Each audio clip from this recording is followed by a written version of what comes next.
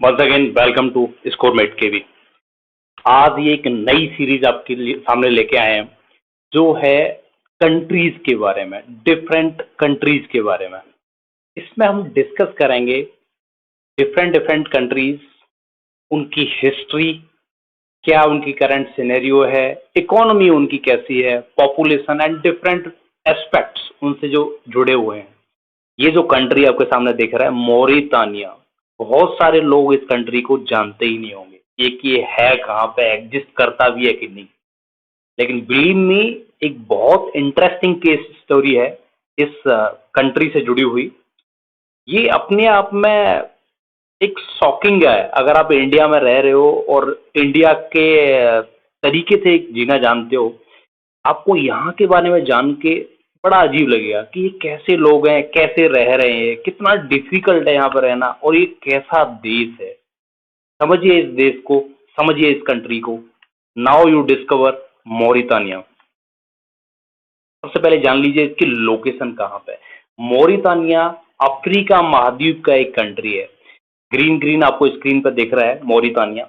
बगल में इसके कंट्रीज पड़ते हैं माली, जिसका नाम आपने सुना होगा, मोरक्को, रिसेंटली यहाँ पर भूकंप अर्थक्वेक आया हुआ है, वेस्टर्न सहारा, सेनेगल, ये सारी कंट्रीज इसके आसपास में है। तो अफ्रीका का एक देश है। और सहारा डेजर्ट का आपने अगर नाम सुना हो तो वो यही जगह है, यहीं पे आसपास में सारा सहारा डेजर्ट ही है। तो लोकेशन आई थिंक आप समझ चुके होंगे। Geography very difficult to survive here in this place. Red red जो आपको राइट साइड में पिक्चर है उसमें देख रहा होगा, ये जो एरिया है यहाँ पे जाने की एडवाइजरी नहीं है, वहाँ जाना अलाउड नहीं है, या जा रहे हो तो मतलब एक रिस्ट्रिक्शन है। अगर आप जा रहे हो तो बहुत सारी कंडीशंस आपको फुलफिल करना है, और गवर्नमेंट ने पहले से बोला हुआ है कि पहले तो जाओ मत आप वहाँ पे अगर बाहर से कहीं से आ रहे हो तो। आबादी नेग्लिजिबल लोग यहाँ पर रहते हैं, बहुत कम लोग रहते हैं। टेम्परेचर इतना ज़्यादा है, सहारा डेजर्ट है ये पूरा, खाने पीने का कुछ है नहीं यहाँ पे।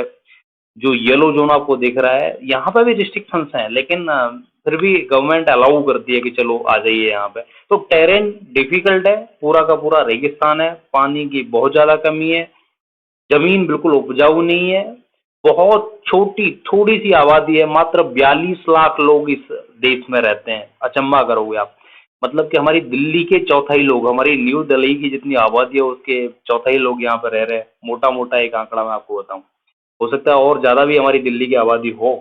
तो कहने का मतलब है कि बहुत, आप जैसे दिल्ली डिवाइड कर रखी है ना, साउथ दिल्ली नॉर्थ दिल्ली, तो एक कहीं साउथ में नॉर्थ में एक जगह पे समा जाएगा पूरा का पूरा देश। और क्षेत्रफल एरिया के हिसाब से ये कंट्री आता है पूरे वर्ल्ड में 28 नंबर पे। सोच के देखिए आप, इतनी बड़ी आबादी, इतना बड़ा क्षेत्रफल और इतनी कम आबादी। तो क्यों कम है? क्योंकि पूरा का पूरा रेगिस्तान है। अपने आप में बहुत इंटरेस्टिंग है ये कंट्री। कैपिटल एंड सिटीज, नौकचौक ऐसे बोलते हैं, नौकचौक, ये कैपिटल है इस कंट्री का, मोरितानिया का। पूरे देश की जो एक तिहाई आबादी है वो इस कैपिटल में ही रहती है, बस एक सिटी में रहती है। बाकी नौदीबू एक शहर है इनका, जहाँ पे सिर्फ 1 लाख आबादी है, और ये दूसरे नंबर का एक शहर है, बड़ा शहर है मोरितानिया का। मात्र 1 लाख 1.25 लाख लोग रहते हैं यहाँ नौदीबू में। कीफा एक शहर है जो तीसरे नंबर पर आता है, 60,000 लोग रहते हैं। नॉकचौट तकरीबन 12 लाख के आसपास यहाँ पे लोग रहते हैं। तो हाउ डिफिकल्ट इट इज, आबादी होगी कहाँ से, वहाँ सर्वाइव करना इतना डिफिकल्ट है। खाने का कुछ है नहीं, पानी की कमी है, रेगिस्तान ही रेगिस्तान है, रिसोर्सेज बहुत कम है। तो पूरे कंट्री में जो नौकचौट का आप लोकेशन देख पा रहे होंगे, समुद्र की बगल में, जहाँ पर थोड़ी सी लिविंग कंडीशंस बेटर हैं in comparison to other area of this country. तो वहाँ पर थोड़े से लोग ज़्यादा जमा हो गए। तो छोटे मोटे शहर हैं, गाँव छोटे मोटे हैं, कनेक्टिविटी की बहुत दिक्कत है। Language and culture, language Arabic follow करते हैं। अरब राजाओं ने यहाँ पर राज किया है बहुत लंबे समय तक, अरेबिक ही ये बोलते हैं, अरेबिक ही लिखते हैं। लेकिन फ्रेंच ने भी यहाँ पे शासन किया है, तो बहुत सारे लोग फ्रेंच भी जानते हैं यहाँ पे। लेकिन स्टिल इसका ऑफिशियल जो लैंग्वेज है वो अरबी है, अरेबिक ही है यहाँ पे। फ्रेंच और इंग्लिश, इंग्लिश बहुत कम बोली जाती है इस कंट्री में, लेकिन फ्रेंच और अरेबिक का मिक्स चलता है, जिसमें अरेबिक इसका ऑफिशियल लैंग्वेज है। कल्चर, कल्चर क्या है, अरब ने शासन किया है, अरब लीग का पार्ट है, अफ्रीका में आता है, तो वही कल्चर है जो अफ्रीका का कल्चर है। यहाँ पे आप देख पा रहे होंगे, मिल्ट मिंट एक टी, पुदीना टी यहाँ पे चलती है, वो काफ़ी एक कल्चरली इनका एक ट्रेडिशनल पार्ट है। जैसे हमारे यहाँ पे खाने पीने में चाय दी जाती है, ये मिंट टी देते हैं वहाँ पे, पुदीना वाली चाय देते हैं पीने के लिए। ड्रेस आप देख पा रहे होंगे, ये एक अलग सी ये एक लिबास है इनका, जैसे ये पहनते हैं, जिससे शरीर पूरा गर्मी ज़्यादा होती है ना वहाँ पे, तो धूप भी कम लगे, रेत पूरे शहर में है, पूरी कंट्री में है, वो रेत भी कम घुसे बॉडी के अंदर, तो ऐसा कुछ ये पहनते हैं वहाँ पे। हिस्ट्री, पहले अरब ने शासन किया, बाद में फ्रेंच आए, फ्रेंच ने इनको कॉलोनाइज किया, बहुत लंबे समय तक इनको कॉलोनाइज करके रखा, उसको लूटा कंट्री को, रिसोर्सेज को बर्बाद किया। हालांकि रहने के हिसाब से ज़्यादा सेटलमेंट यहाँ पे नहीं किया, क्योंकि ऑब्वियसली ये बहुत डिफिकल्ट जगह है, लेकिन यहाँ पे जो आयरन और पेट्रोलियम प्रोडक्ट्स थे उनको लेके चले गए फ्रेंच। और 1960 में इस कंट्री को आज़ादी मिली है फ्रेंच कॉलोनाइजेशन से, तो 1960 में ये रिहा हुआ एक तरीके से, नया कंट्री है, इंडिया के बाद में ये आया है एग्जिस्टेंस में। इकोनॉमी आप देख पा रहे होंगे, थोड़े से पुराने आंकड़े हैं, लेकिन मोटा मोटा जो मिक्सअप है वो आज के टाइम पे भी ऐसा ही फॉलो होता है यहाँ पे। मैं जो मेजर एक्सपोर्ट है इसके, वो चाइना को जाते हैं, स्पेन, जापान, रसिया, नाइजीरिया, ये सब कंट्रीज को जाते हैं इसके जो मेजर एक्सपोर्ट्स है। बाकी इम्पोर्ट ये ज़्यादातर मैक्सिमम चीज़ें तो इम्पोर्ट ही करते हैं, कि उनके पास है ही क्या, मैक्सिमम इनके पास है खेती, एग्रीकल्चर बेस्ड है, सब इनका सिस्टम है। ऑल्दो यहाँ पे मिनरल्स एग्जिस्ट करते हैं, पेट्रोलियम प्रोडक्ट यहाँ पे हैं, आयरन ओर बहुत ज़्यादा है यहाँ पे, और एक सबसे लंबी ट्रेन भी चलती है यहाँ पे आयरन ओर के लिए, जो सिर्फ वही ढोती है, और रेगिस्तान की बहुत लंबी ट्रेन है ऐसा बताते हैं उसको। तो यहाँ पे आयरन मिलेगा, पेट्रोलियम प्रोडक्ट्स मिलेंगे, और भी कुछ मिनरल्स मिलेंगे, लेकिन उनको एक्सट्रैक्ट करना बहुत डिफिकल्ट है, क्योंकि लोकेशन टेरेन ही इतना डिफिकल्ट है कि आप 500 किलोमीटर कहीं जंगल भी नहीं है, रेगिस्तान में पड़े हैं, जहाँ पानी की दिक्कत है, रहने की दिक्कत है, तो वो चीज़ें निकलेंगी कैसे बाहर, ये बड़ी बड़ी प्रॉब्लम है।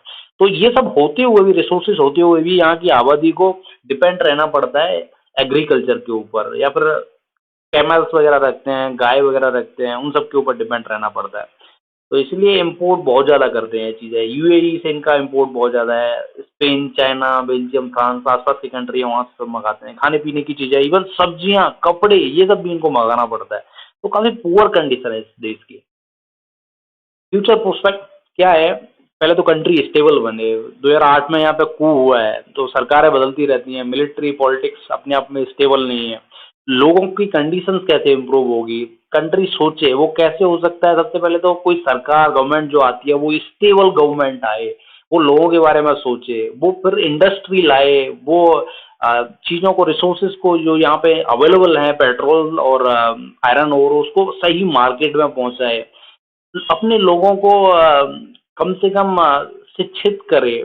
तो होगा क्या उससे, कि कंट्री का एक लाइफलाइन बिल्डअप होगा, एक्सपोर्ट्स बढ़ेंगे, लोगों को, आबादी ज़्यादा है नहीं तो लोगों की लिविंग कंडीशंस इंप्रूव होंगी, और अल्टीमेटली फ़ायदा मिलेगा इस कंट्री को, इस कंट्री के लोगों को जो वहाँ पर रह रहे हैं। ये इसका फ्यूचर हो सकता है, अगर ये इसका पॉलिटिक्स स्टेबल हो जाए, गवर्नमेंट, सरकार स्टेबल हो जाए, और मैन्युफैक्चरिंग, और ये आप बोल सकते हैं एक्सपोर्ट पे ध्यान दिया जाए, जो इम्प्रूव हो जाए, तो ओवरऑल जो कंट्री का हालात है वो इम्प्रूव किए जा सकते हैं। कंक्लूजन मैं यही कहूँगा, डिफिकल्ट टेरेन है, रिलीजन यहाँ का सुन्नी, सारे के सारे मोहम्मदी हैं यहाँ पे, वो है, ऑफिशियल लैंग्वेज अरेबिक है, सहारा डेजर्ट में ये एग्जिस्ट करते हैं, लेकिन एक चीज़ इनके पास में बहुत अच्छी है कि इनका एरिया बहुत ज़्यादा है, पॉपुलेशन बहुत कम है।